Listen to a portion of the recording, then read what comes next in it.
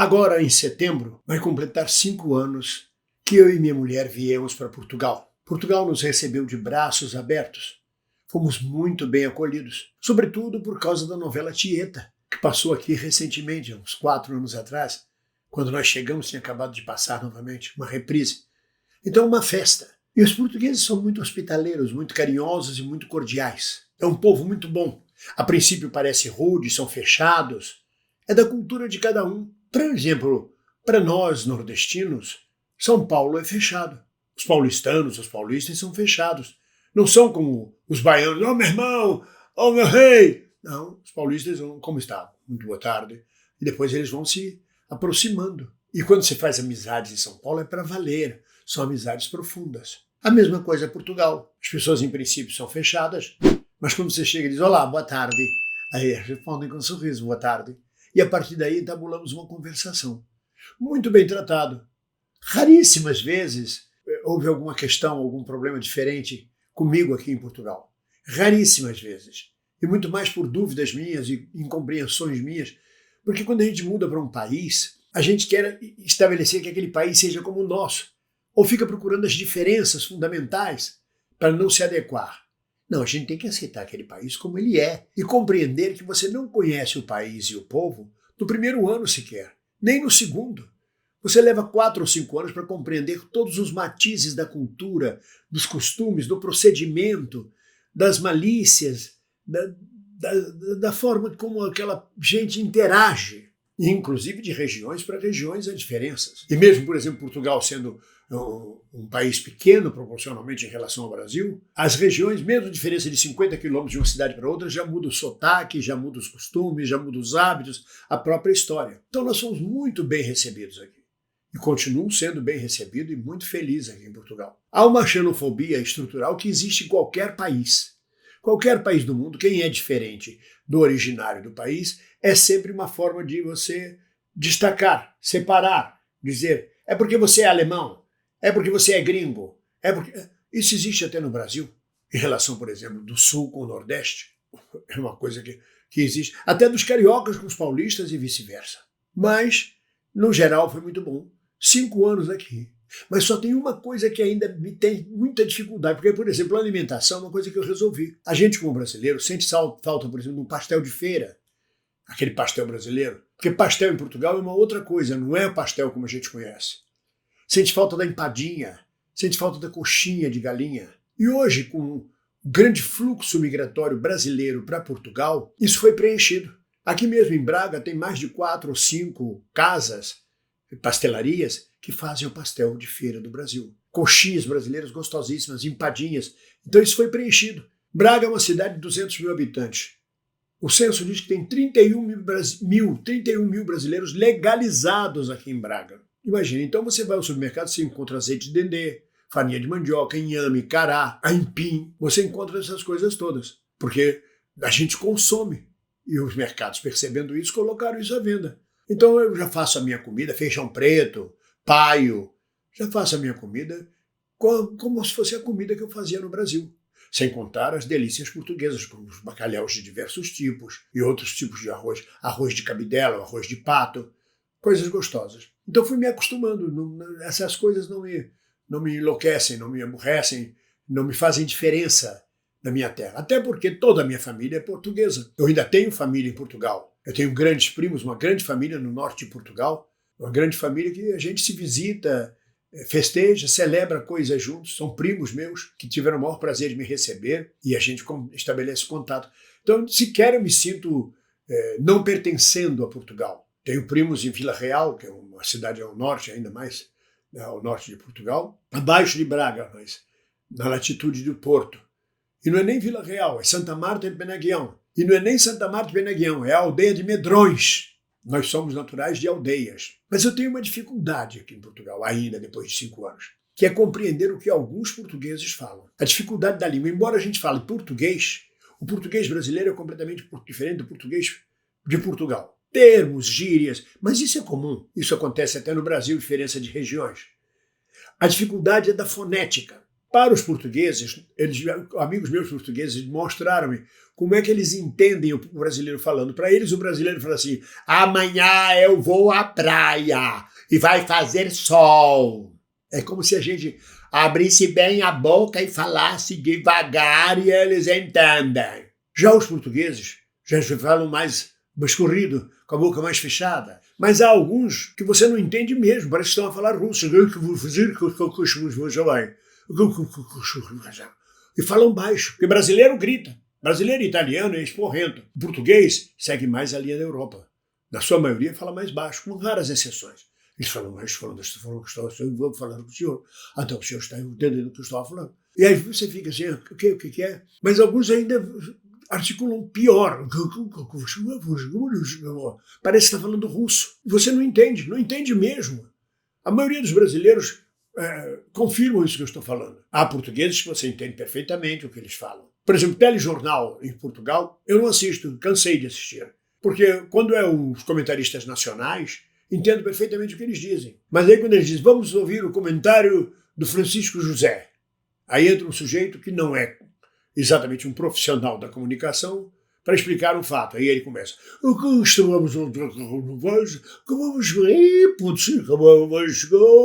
aí eu desisto, não entendo, por mais esforço que eu faça.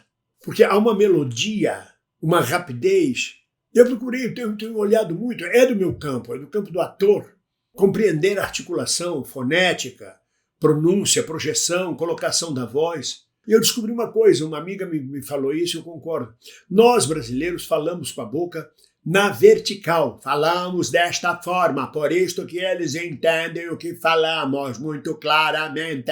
Os portugueses falam no horizontal, falam assim desta forma que estou a falar com você. Olha cá está a ver, estás a ver que então isto é melhor. Sempre disser isso, os portugueses dizem, nós não falamos desta forma. Falam sim, há uma diferença que bate no ouvido e que fica difícil. Eu não sou o primeiro brasileiro a dizer isso. Há memes, há caricaturas, há piadas, comédias, não só sobre a diferença de palavras, como também do sotaque da língua. Alguém me disse, olha, é sobretudo, o português que me disse, é sobretudo muito difícil entender o pessoal da aldeia. Os da aldeia falam mais difícil. E aí alguém reclamou, eu sou da aldeia e falo muito bem. Não, alguém foi um português que me disse que o pessoal da aldeia. Eu não faço distinção quem é da aldeia nem quem não é da aldeia. Como não consigo distinguir quem é cigano de quem é português cá em Portugal. Outro dia eu briguei feio com um cigano no chaveiro. Não sabia que era cigano.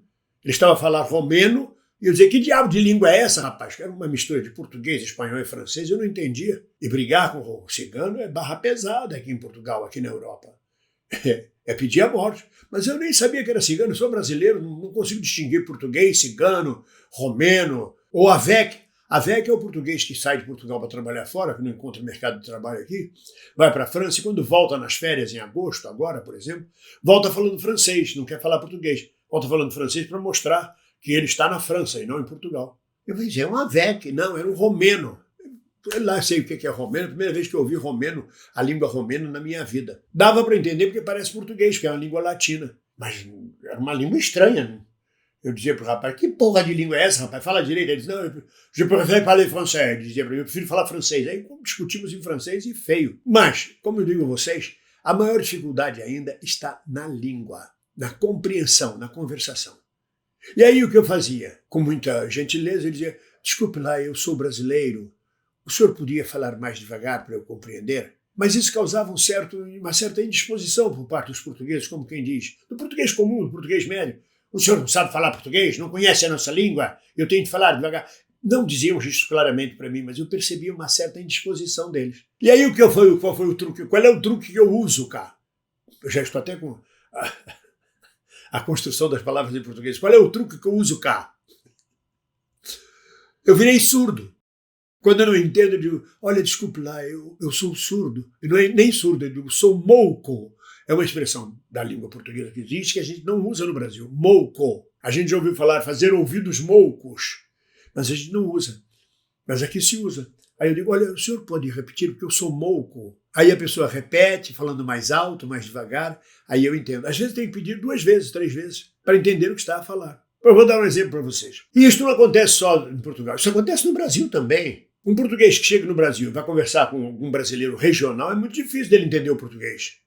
Imagina um sujeito falando, aqui, eu comprei um doce de leite ontem, não gostei não. Ah, você tá achando, tá? Nossa senhora, eu fui lá e não voltei, não achei ninguém não, uai. O quê? O que ele está a dizer? Ou então pega o outro que diz, rapaz, eu tava ontem, eu tenho uma mula, a mula saiu cascando da idade, eu falei, vou voltar atrás também. Aí quando cheguei ali perto do Ribeirão, eu olhei e falei, não, dessa mula. O quê? Isto existe em qualquer país. Regionalismo, maneira de falar, má articulação. Ou ainda mais no português. O português, às vezes, come as sílabas. Ou fazem a ligação, faire la liaison, como dizem os franceses. Fazem a ligação da palavra. Ou mudam.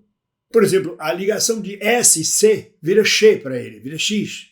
X, C, vira X também. Então eu estava com a médica, conversando com a médica, ela falou, Schland. Eu falei, o quê? Schland. Desculpe lá, senhora. Schland. Eu sou mouco, pode repetir. Excelente. Excelente. Ela disse, excelente isto. Porque eles falam, excelente. Piscina. Vai dar um mergulho na piscina. A piscina a gente ainda entende. Mas excelente. O cão do meu primo, o cá de Vila Real, de um dos primos, chamava-se Reis. Ó Reis, vem cá Reis, senta-te Reis. E um dia eu perguntei, por que o cão se chama Reis? Em homenagem ao dia de Reis? Eu falei, não, o nome dele é Reis. Como? Reis. Raiz. Que vira Reis. A Reis. A Reis. É raiz. Quer dizer, para a gente entender essa coisa, leva tempo. Eu me esforço. Mas o que acontece é o seguinte, eu não pensei nunca que eu fosse dizer a alguém, desculpe lá, eu sou mouco, eu sou surdo. Pode repetir? É melhor dizer que é surdo do que ver a cara de aborrecimento de alguém achando assim, este brasileiro não entende o que falamos, olha, por que não volta para o seu país? Ou coisa parecida. Não. Vamos devagar e sempre. Fiquei surdo em Portugal. Mas digo a vocês, é melhor ser surdo em Portugal do que viver no Brasil ouvindo as boboseiras, as babaquices, as estupidezes do Pablo Marçal. Aliás, se você está gostando desse vídeo, dê seu like, comente, envie seu Pix, ajude a este pobre brasileiro viúvo, já que a minha mulher faleceu aqui em Portugal e nem por isso eu deixei Portugal. Ajude este pobre viúvo a sobreviver em Portugal. Estou a brincar. Ajude o bem-vindo a comprar a sua BMW. Ou a pagar a sua BMW. Também é brincadeira. Ajude o canal a se manter. Enviem Pix. Olha o Pix aí embaixo. bem-vindo@uol.com.br. Quando você clicar, vai aparecer Família Oficina. É a marca de fantasia do nosso canal. Mas é isso, meus amigos. Quer vir para Portugal? Quer vir morar em Portugal? Venha. Mas saiba que é uma outra cultura, uma outra região. Esqueça o Brasil. Aprenda e conviver e viver em Portugal. Você vai viver muito bem. Sobretudo se você souber chegar. Se você chegar metendo os 2 pés na porta, vai levar 2 pés na cara também. Não tenha dúvida disso. Então, entra devagar, pisa direitinho, compreenda que você está na terra dos outros, que ainda não é sua terra, você ainda não tem pertencimento a ela. Ela te acolhe, te recebe e é muito gentil se você vem aportar boas coisas. Mas se você vem para afrontar, para falar mal, para espezinhar, isso acontece em qualquer lugar. Tanto no Brasil, quanto em Portugal, na Alemanha, na África, na Ásia, em qualquer lugar. É assim que é a vida. Deve ser levada sempre com muita alegria, mesmo nos momentos difíceis. E digo a vocês, vida de imigrante não é fácil, em qualquer lugar do mundo. Portugal tem 1,5 milhão de portugueses emigrados, fora de Portugal. Saem de Portugal por melhores condições de salário, de trabalho e de vida em outros países. Voltam em agosto nas férias para trazer o dinheiro para a família, para rever a terra, depois voltam a trabalhar fora de Portugal. Também para esses portugueses não é fácil viver em outros países e serem discriminados. Por exemplo, eu soube que português nos Estados Unidos não é considerado europeu, é considerado latino. Imaginem o que eles não devem sofrer de xenofobia nos Estados Unidos. Todo imigrante passa por isso. E eu não seria exceção, e nós brasileiros não seríamos exceção em Portugal ou em qualquer lugar do mundo. E vice-versa. No mais, um abraço para vocês todos. Ninguém solta a mão de ninguém. Um oceano nos divide, mas as nossas mãos nos unem. Um beijo.